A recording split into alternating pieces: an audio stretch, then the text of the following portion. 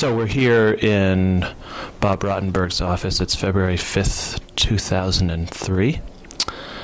And I will start by asking you to tell me a little bit about, I'll keep asking questions, about your background, where you came from, and in particular as Judaism informs that.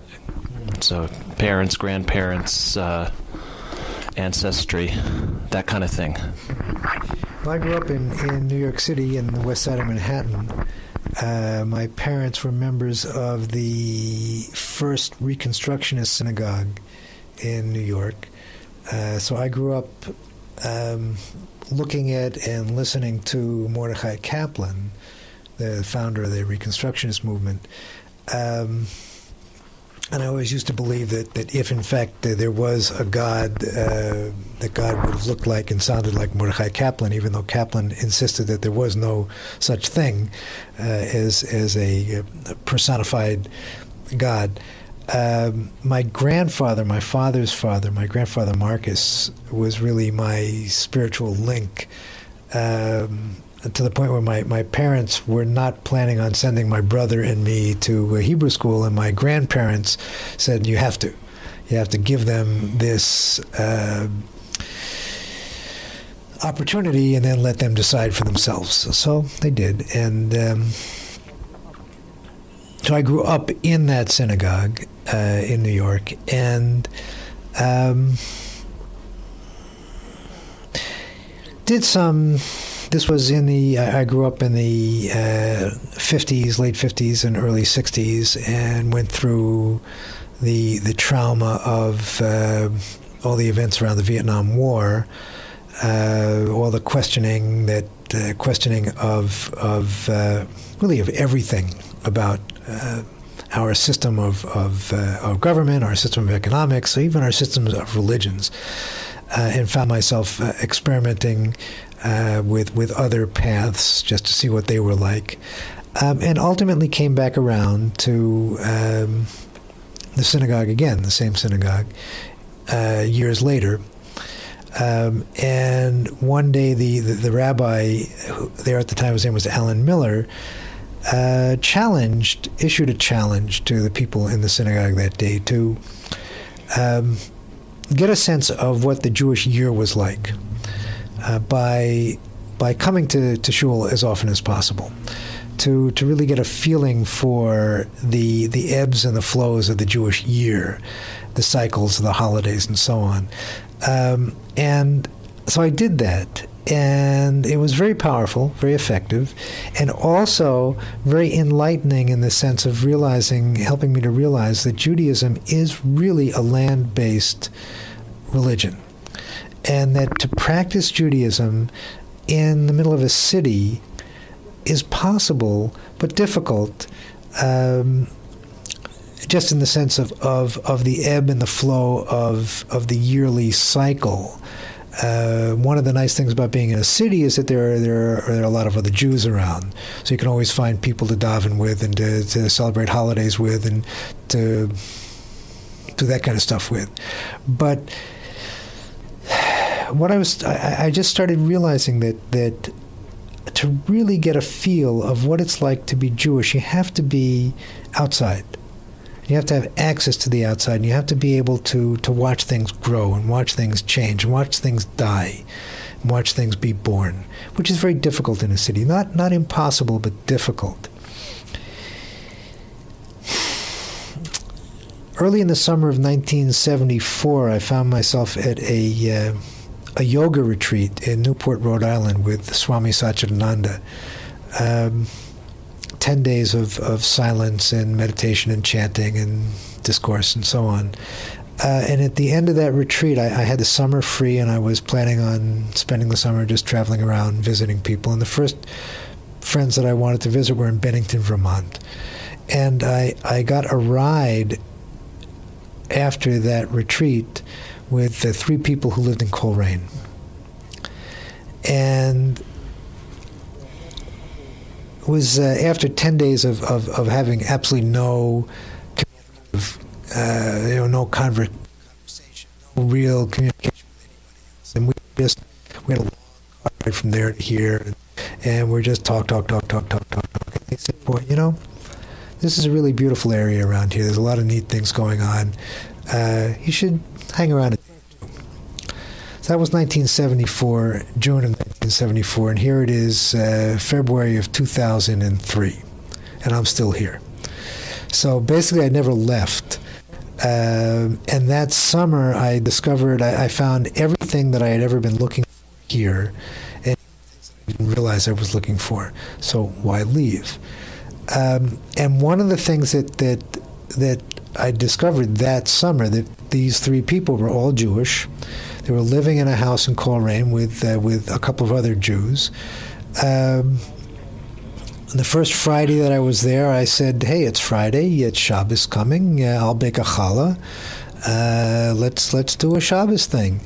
And there was another guy living there. He said, "Well, I've got a siddur. We could do kiddush." And so we started a thing that kept going for a number of years, where every Friday night a whole bunch of people would get together at different places. Every Friday morning the call would go out, where's Shabbos happening? And people would gather, and we would eat, drink, sing, tell stories, delve into Torah, that sort of thing. And little by little, what started developing was a kind of a Jewish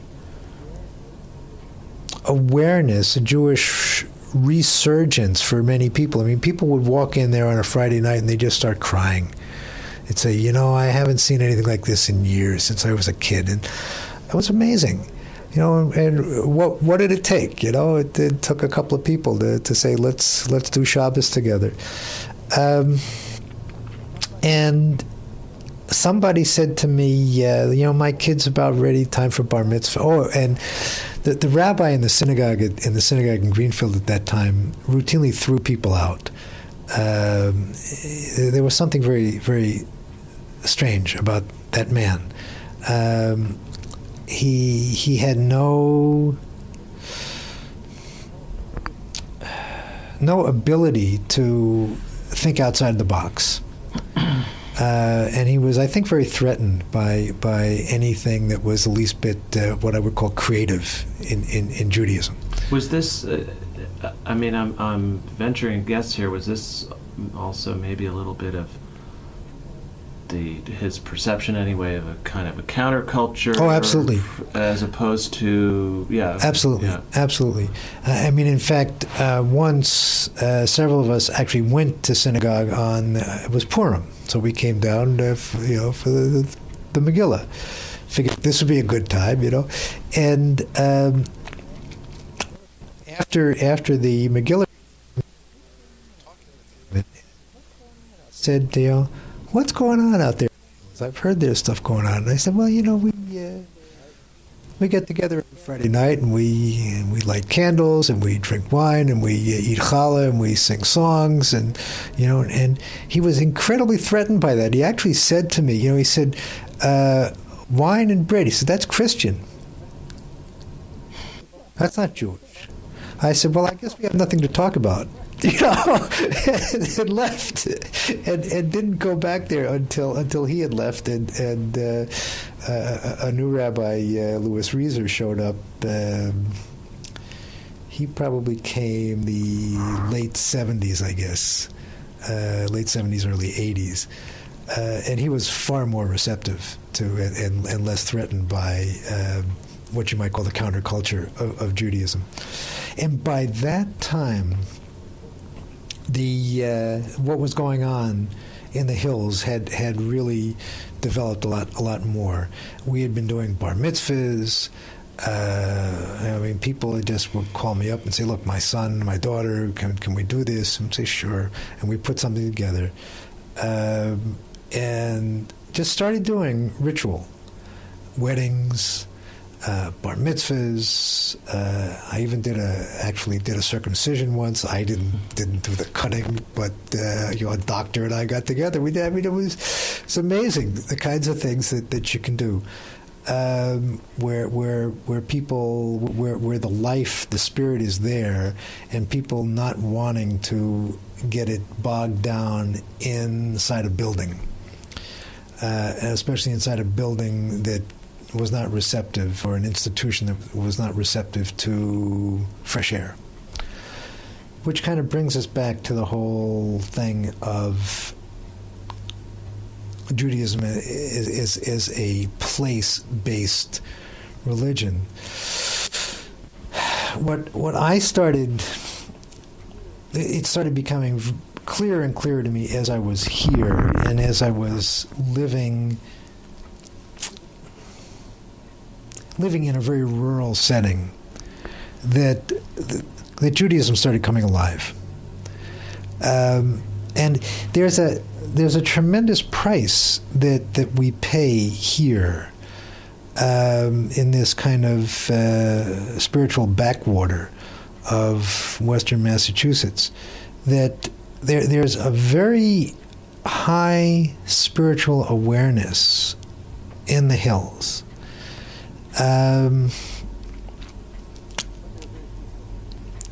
But there are very few Jews. So, we can reach out to like-minded people from other faiths, and yet, and what we find is that Jewish ritual and Jewish tradition is really very appealing to people of faith, because they see something that they don't find in their own faiths. It's fascinating to see that. And yet, because we are few in number, and because of the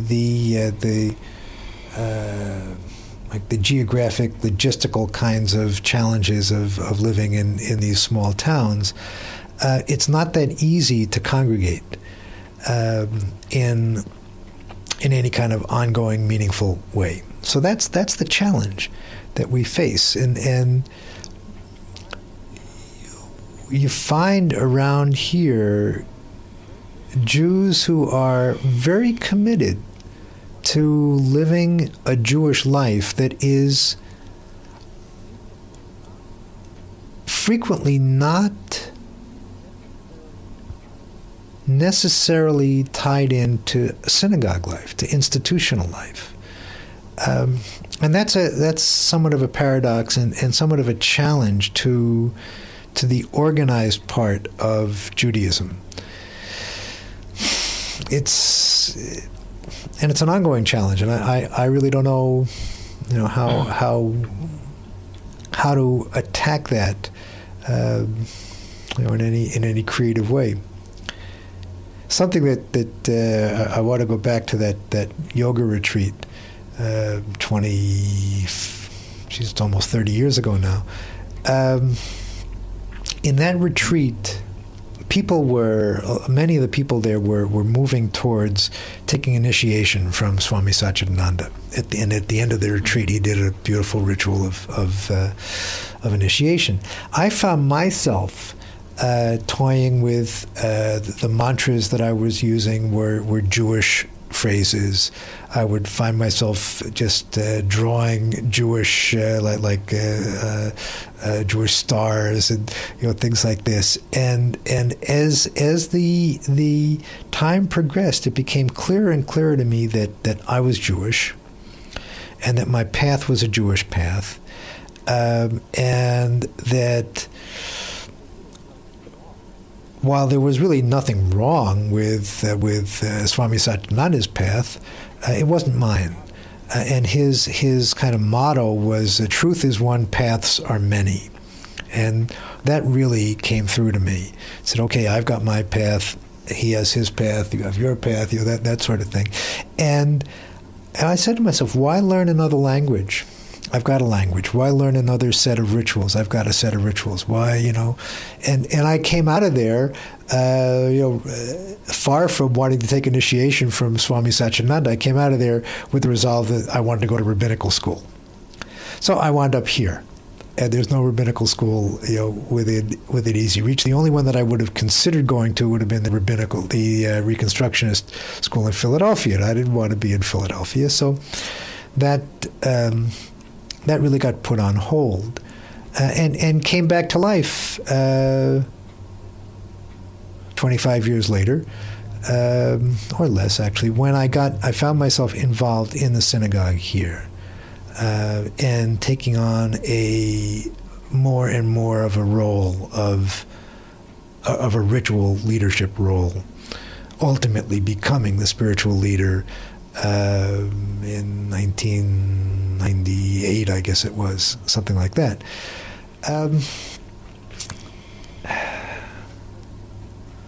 All of which has helped me to come around to the place of a place of some comfort in myself in terms of the role of Jewish ritual for me, the role of Jewish learning for me, and the role and what does it take to live what I consider to be a Jewish life, and what comes with that is the understanding that there is nobody who can really say to me, this is what a Jewish life is. People can say to me, this is what I've realized as a Jewish life, or as I say to other people, this is what I've realized as a Jewish life. But it's from my perspective, one of the nice things, and also one of the aggravating things about Judaism is that there is no one way to do it. So, we're all kind of left on our own to find our path to God and our way of doing it. And it seems like that's magnified from what you're saying for Jews who choose to live in a place like this, because the whole idea of a congregation just doesn't function in the same way that it will in an urban area, so that Jews are left collectively, not only individually but collectively, to sort of forge their own paths. That's right. That's right. And there's the very, very positive and negative, challenging aspects to that, because I think that the fact that we are so few and far between makes it easier to not get caught up in a conformity thing. I was at the Northampton Synagogue once a number of years ago for some kind of a ritual thing, a service, and boy, there was a group of guys there they were like a freight train, and they knew just how everything was supposed to be done, and you better get out of their way, otherwise you're run over. And I realized how, in some ways, that's very nice. In some ways, it's very comforting, and also in some ways, it's very off-putting. Because if you want to do, if you've figured out a way to do ritual, and you run into somebody else's way of doing ritual, and it's like oil and water, then there's a problem. And is there enough space in this town for both of us? That kind of thing. So that's one of the challenges, and I think one of the opportunities of being Jewish in a rural setting. Mm-hmm. I've been to the Conference on Rural Judaism in Vermont several times. And one of the things that I like about that so much is that here are people from all over the place, just like us. Smaller towns, bigger towns, but who realize that there's something missing in terms of that sense of Klal Yisrael, that you can get more easily in a city, or more easily where there's a large synagogue. And also there you see how factionalism comes out of the woodwork. and there are these, whose way is the right way? Whose way is going to win out?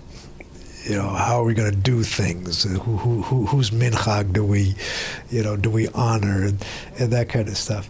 I look at that and say, this is great.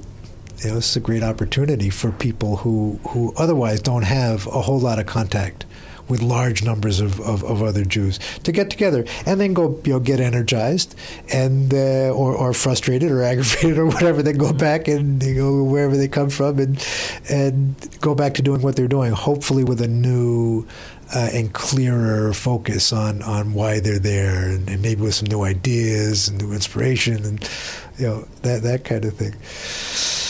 Yeah. I mentioned before that for me, there's a whole personal dimension to this project for me, and one way that it manifests is that the whole question of sense of place, geography, Zionism. The reason I say personal is because my mother is from Israel, and so growing up, I grew up here, but growing up, my sense of, okay, yes, there's a place for Jews. Jews have a sense of place, and that place is Israel. It's been a long time since I personally have subscribed to that idea, but on the other hand, I'm not. I mean, how do you negotiate that? I wonder, for yourself. I mean, how can a Jew? I guess the question is, how does a Jew become at home in any land besides the land that was promised? Yeah, one of the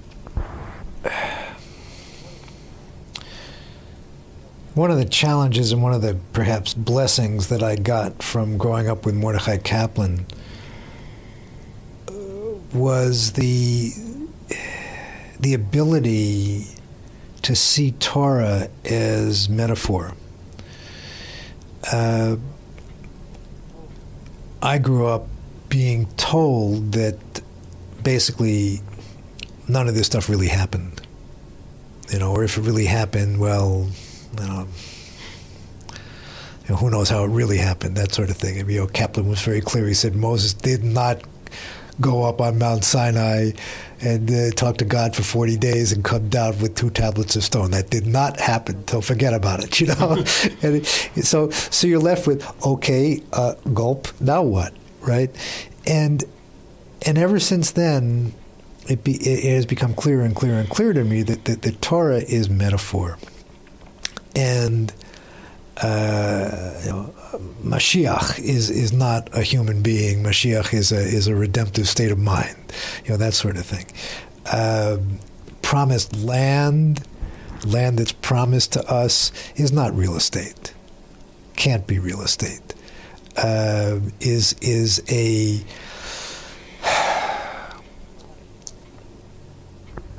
perhaps more a state of mind, a state of being, a state of living that comes from living Torah, from living the mitzvot, from taking care of people, from doing Kiddush Hashem in every possible way, or doing anything possible to reflect well on whatever it is that our concept of God is.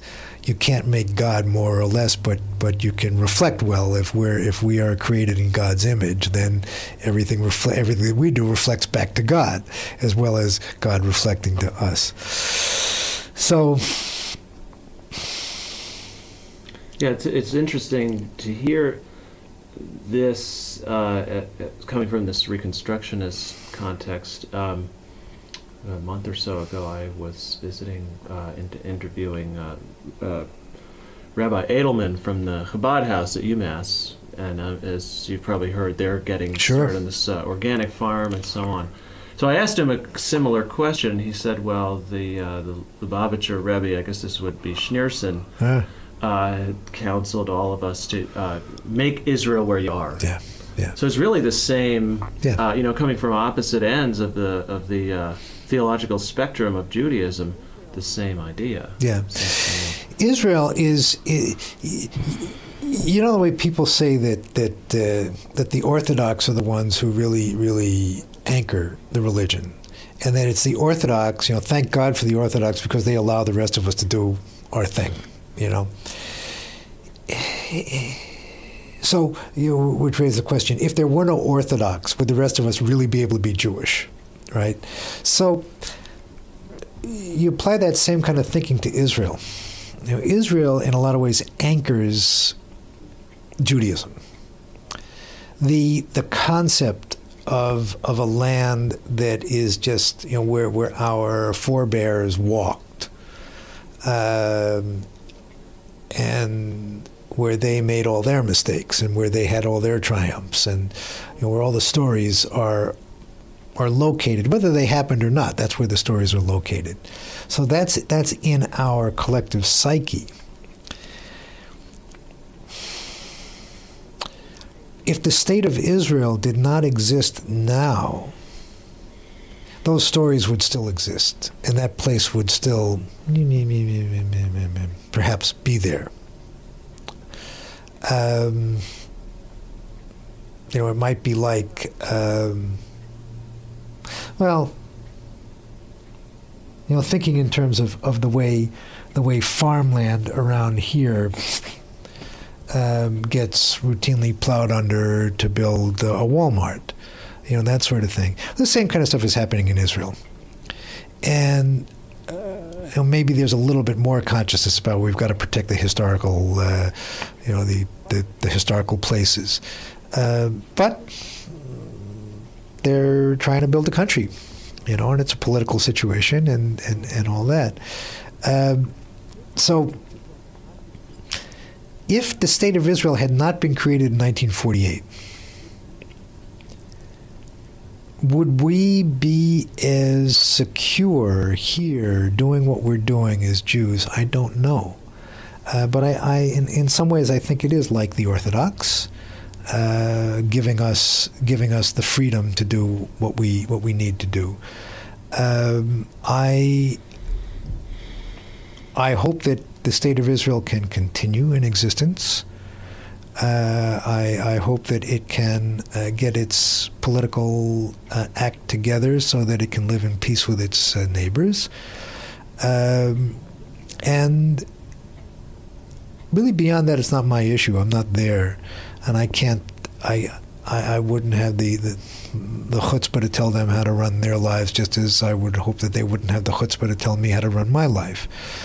And I think that Rabbi Edelman is right, that we do have to, just as we have to bring Torah to life wherever we are, we have to bring Israel to life wherever we are, and try, and perhaps we can do it better here than they can do it there, because we don't have the enemies trying to push us into the sea. So it's an interesting idea. Now, there. does that? I guess I'm just speculating. If you detach yourself, or we detach ourselves from that that sort of singular focus on, there's this one land that we all have this anchoring on. Does that mean that, or let me just ask for you, does your sense of, again, Jewishness and the sense of place and rootedness on the planet, is that a completely individual experience, or do you see that is there some kind of in between where, in other words, for a communal Jewish experience of, let's say, a piece of land, is that an important and meaningful concept?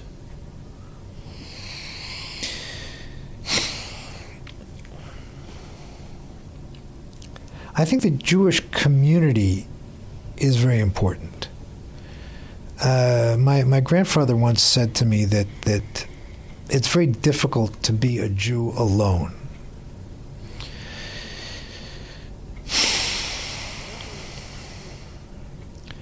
Whether Jewish community needs to be grounded, focused around a piece of real estate, I'm not sure.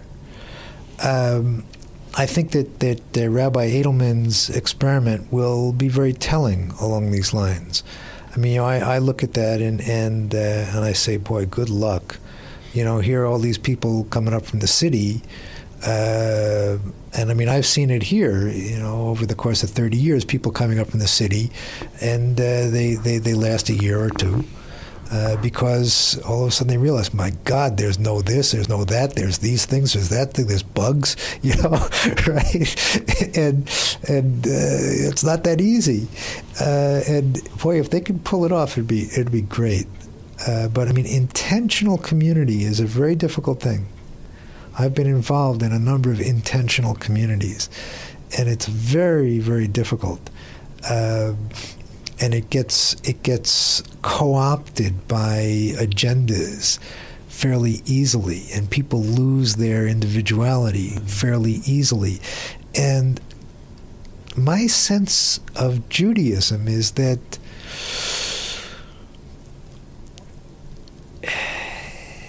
what it's really trying to do is to encourage us to be individuals and to live the life that makes sense to us in a context that you could say makes sense to God. And that's what community is. But there's really nothing that I'm aware of in Judaism that says you have to be living on a piece of land with other people, sharing that land. It's all really revolving around how you take care of the land, how you take care of each other, how you look out for the people who are different or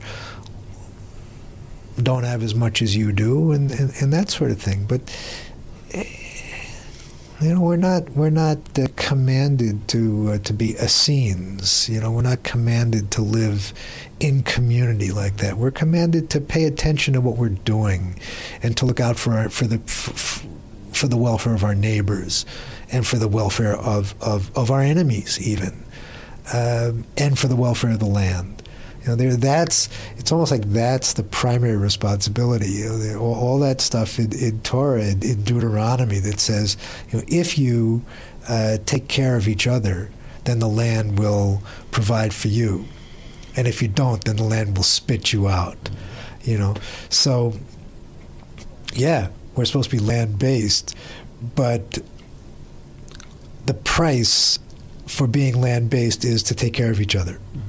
And if I say to you, I'm sorry, I can't feed you because I've got to, I have to go feed my animals, then I'm missing something.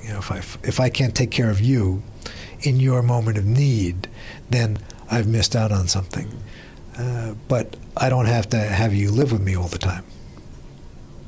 Would you go? I mean, I guess. Would you go as far as to say? I mean, this would be taking it to an extreme, but to say that the diaspora is sort of God's way of enforcing that idea.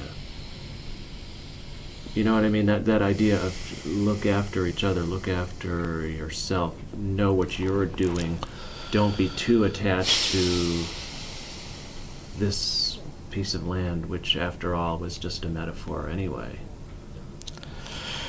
Yeah, I mean, we have, as a people, we've been driven off of virtually every piece of land there is, at one time or another.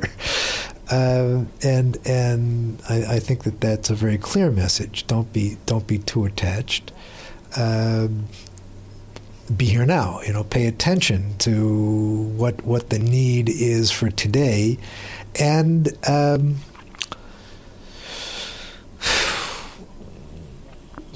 my new wife did a wonderful devar around the section of Exodus that talks about the actual Exodus.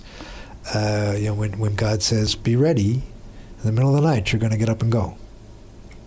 With your staff in your hand and your sandals on your feet and your bread unbaked on your backs, and it's not the best time to go. It's not the most convenient time, and I'm sorry about that, but that's the way it is, And what she was saying is that the challenges that God offers us and the opportunities that God offers us don't always come at the most convenient time, and don't always come in the way that we had hoped they would come or would like them to come. And yet, that's the way they come. And that's our challenge, is to say, oh, okay, this is the middle of the night and it's time to go. Let's go. Thank you very much. Goodbye. And we're out the door. And I mean, we look back 60 years, 65 years or more, and what was going on is the Holocaust was just warming up, and as people in Germany said, oh, this is my home, I can't leave, and when we think back to what it must have been like in Egypt, 4,000 years ago or 3,000 years ago, oh no, this is my home, I've been here, I hate it, but where else could I go? And all the times, you see, so much of this is I can say, more or less brand new to me, because I read Torah in Hebrew school and then not again until, the last couple of months I've been reading through again, and all the times in Exodus and onwards when they say to Moses, you should have let us stay in Egypt. Right. Why couldn't we just stay there? The cucumbers and the garlic, oh God, it was great. We had a place to lie down and all that. We had water to drink, where are we now? Sure. So the challenge is always there, where we were. Now, the past always looks better from a vantage point of some time or space. And yet the challenge there of Torah is that the opportunity for change that God gives us is not convenient.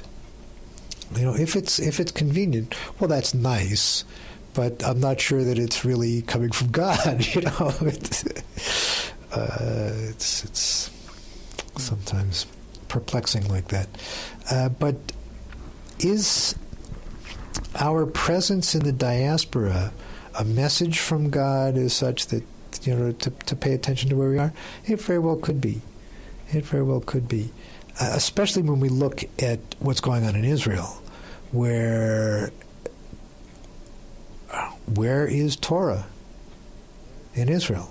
Where is the paying attention to taking care of the ger in our midst, the stranger in our midst, the foreigner in our midst? And the only group that I see working on this is Rabbis for Human Rights, who will go into Palestinian areas and plant olive trees and rebuild houses that are torn down by the Israeli army and that kind of thing, saying we have a responsibility as religious people to take care of our neighbors, and these people are our neighbors. They may not like us, but it doesn't say you got to like them. So it's here. Until anti-Semitism rears its ugly head, which it does from time to time, we are fortunate in being able to live pretty much in peace with our neighbors. There are people I know, Jews I know, who believe that the next anti-Semitic outburst is just around the corner, just getting itself together, and we need to be constantly vigilant against it. And I don't live my life that way. I don't know whether they're right or they're wrong, but I just don't live my life that way, and I don't apologize for that either. And I don't say they're wrong. I just say I don't agree with them, and I will not let my life be governed that way. I'm not ignorant of history, though, and I know how. I guess that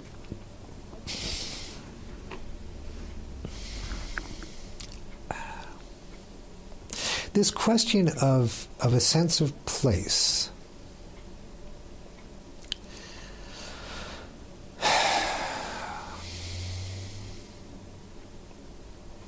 that perhaps the important lesson is one of, maybe it's like the Jubilee lesson, where every 50 years the land reverts back to the original owners, which in its own way was saying, don't get too attached to a piece of real estate.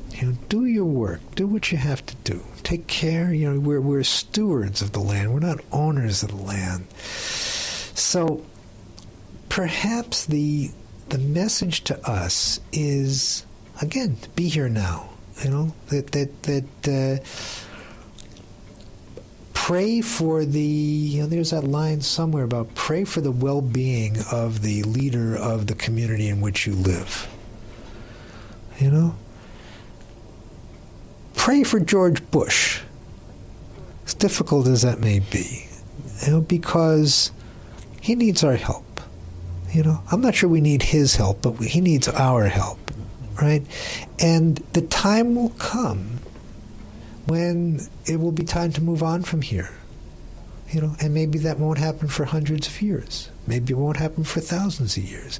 But our history is one of movement, of settling, bringing our stuff with us, but always knowing in the back of our heads that God may wake us up in the middle of the night one night and say, okay, time to go, And then we will look back and say, how did we live on that land? Did we do the best we could? Did we become part of the community? Or did we separate ourselves from the community? Did we reach out to those of different traditions and honor God's name that way? Did we show people that being Jewish is external as well as internal?